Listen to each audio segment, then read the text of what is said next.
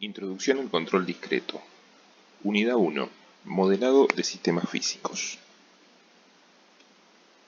Antes de comenzar con esta unidad 1 que da inicio a la materia de introducción al control discreto, voy a introducir algunas cuestiones básicas sobre la cursada virtual particularmente. En principio comentarles que el temario de la materia está compuesto por 5 unidades principales, de las cuales esta es la primera, modelado de sistemas físicos. Esta unidad viene a ser un repaso de conceptos ya conocidos de materias previas. Después tendremos la unidad 2, donde entraremos en la temática de sensores, que ya son temas nuevos. Unidad 3, realimentación, donde ya daremos forma al concepto de control de lazo cerrado. Y luego vienen las dos, unidades principales. Estabilidad, que es una unidad núcleo dentro de esta materia. Y finalmente la que le da nombre a la materia, control discreto, a la cual veremos al final, porque para poder hablar de control discreto primero debemos conocer todas estas etapas. A partir de este año 2020, toda la información de la materia está centralizada en el campus. La antigua página web de la materia está discontinuada. La modalidad de la materia es teórico-práctica, vamos a ir mezclando temas de teoría y práctica, ya que es muy conceptual.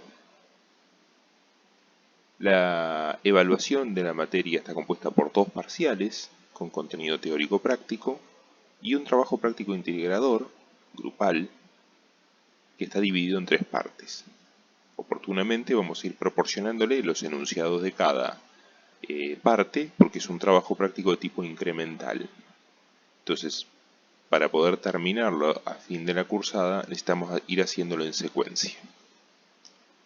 Respecto de los parciales, solo se puede recuperar uno de ellos. Hay un único recuperatorio final.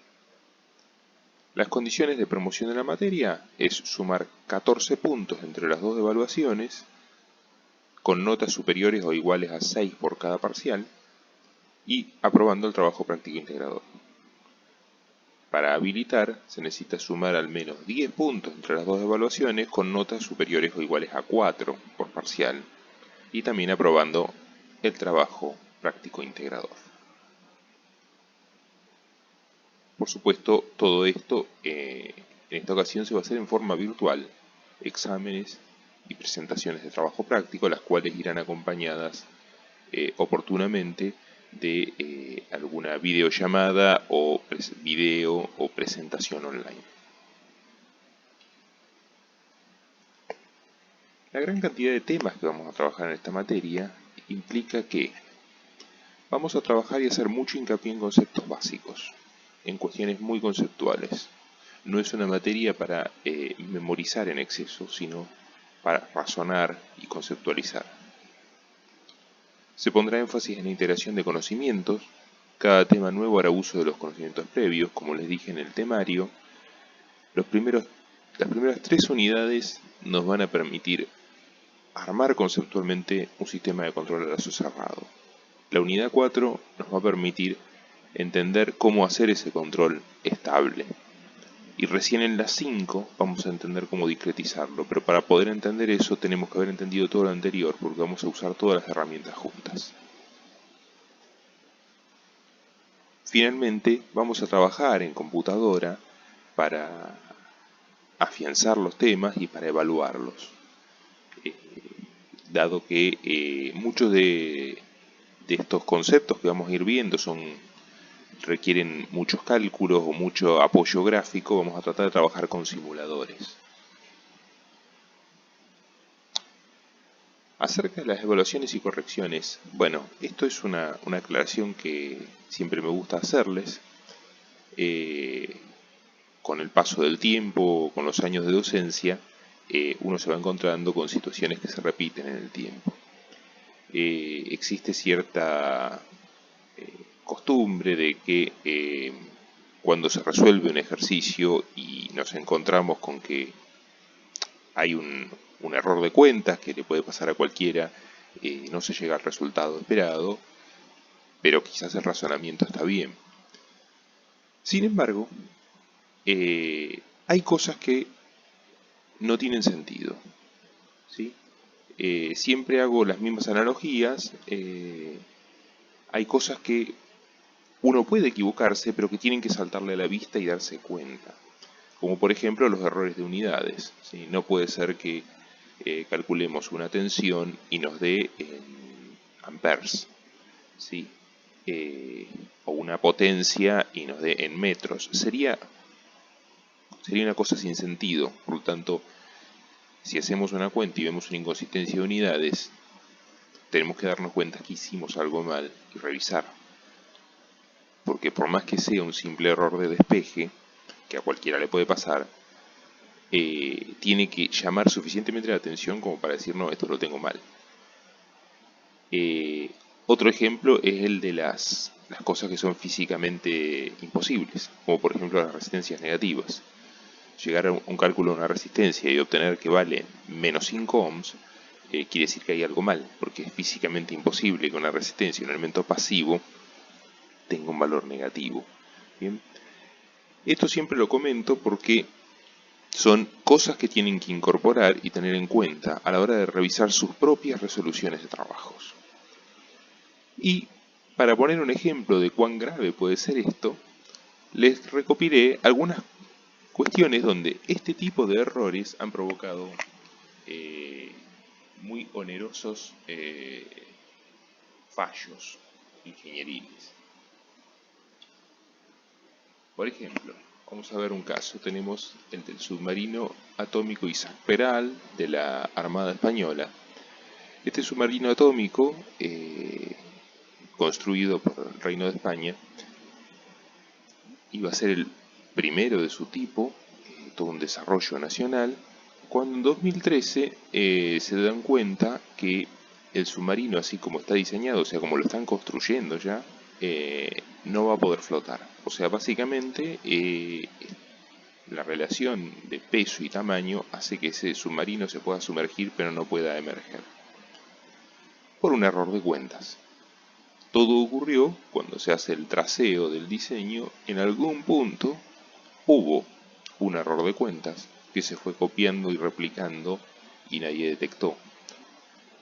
La solución fue alargar el submarino, agregarle una sección más entre medio para alterar su relación de tamaño y la relación con el peso, lo cual logró darle la flotabilidad esperada, pero el costo fue que ahora el submarino era demasiado largo como para entrar en los muelles especialmente diseñados para atracar submarinos.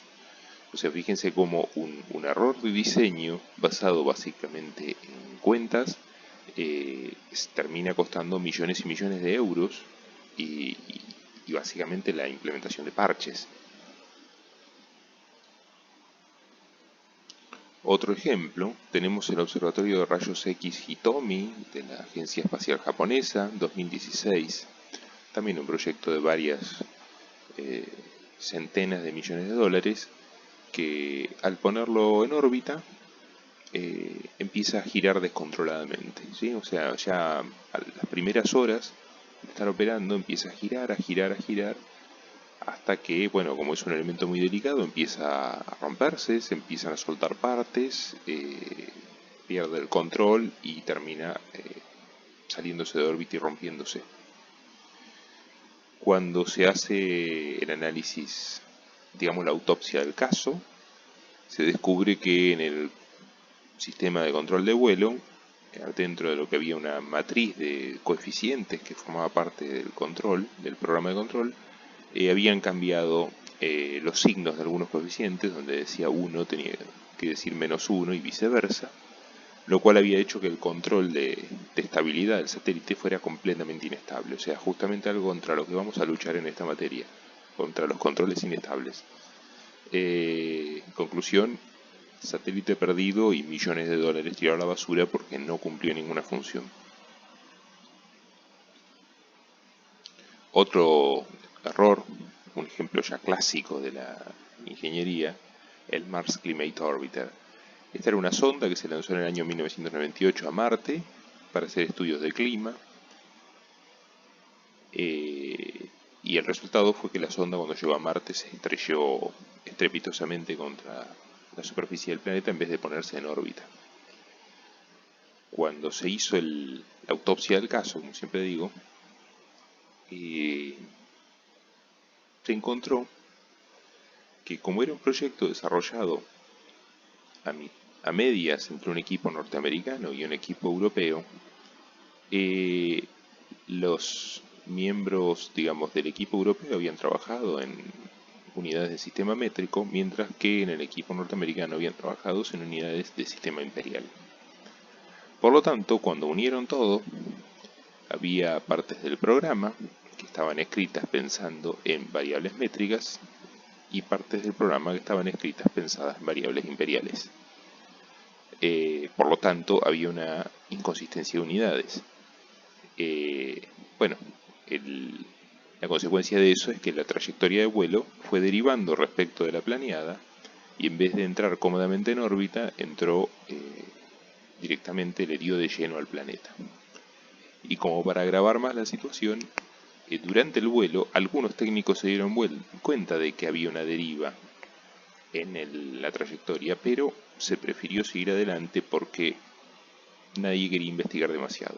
Bueno, finalmente el resultado fue el que fue, y todo esto salió a la luz, y como vemos, un simple error de unidades nos lleva también a otro fracaso millonariamente estrepitoso. Y finalmente tenemos el caso del cohete Proton M de Rusia en el año 2013, el cual podemos verlo mejor aquí. Este cohete, ahora vamos a ver la secuencia de lanzamiento, es bastante corta. Fue lanzado en 2013, llevaba como carga algunos satélites del sistema GLONASS, que es el GPS ruso, digamos. Y si se fijan, ya desde la salida estamos notando que el cohete empieza a hacer cosas raras. Fíjense que esto no es lo que habitualmente vemos en videos de lanzamientos de cohetes. Está teniendo como una oscilación, como que va para un lado y va para otro. Hay algo raro en este cohete. Fíjense que debería haber salido derecho, pero no, fue para un lado, para otro, ahora se fue mucho para la izquierda, ahora mucho para la derecha, hasta que ya se pone en una posición horizontal, lo cual ya es irrecuperable, pues es un artefacto que no tiene alas, no tiene aerodinámica, no tiene sustentación. Entonces, obviamente a esta altura ya es irrecuperable. Bueno, mientras vemos la secuencia de caída, que ustedes ya verán cómo va a terminar, por dónde apunta, ¿qué pasó aquí? Bueno, el análisis a posteriori de este caso, ahí vemos, fíjense la caída ya, bueno, la estructura del cohete no soporta el rozamiento, se quiebra, ahí van millones de dólares volando, fugas del tanque de combustible y bueno, el choque final estrepitoso. ¿Qué ocurrió? Básicamente que los sensores de inclinación del cohete, que justamente tienen que proveer la información al sistema de control para decirle si va para un lado o para otro, estaban conectados al revés. Por lo tanto, el sistema de control, cuando el cohete se torcía a la izquierda, creía que se torcía hacia la derecha. Cuando se torcía hacia la derecha, creía que se torcía hacia la izquierda. Por lo tanto, eso hacía que la acción de control siempre fuese a contramano de lo que tenía que ser, provocando este fallo estrepitoso. Bien, estos son algunos ejemplos para ver qué pasa en ingeniería y particularmente en sistemas de control cuando nos equivocamos con el signo o nos equivocamos con las unidades. Bien, hecho estos comentarios, ahora sí vamos a pasar al siguiente video y vamos a entrar ya en lo que es la primera unidad de introducción al control DIC.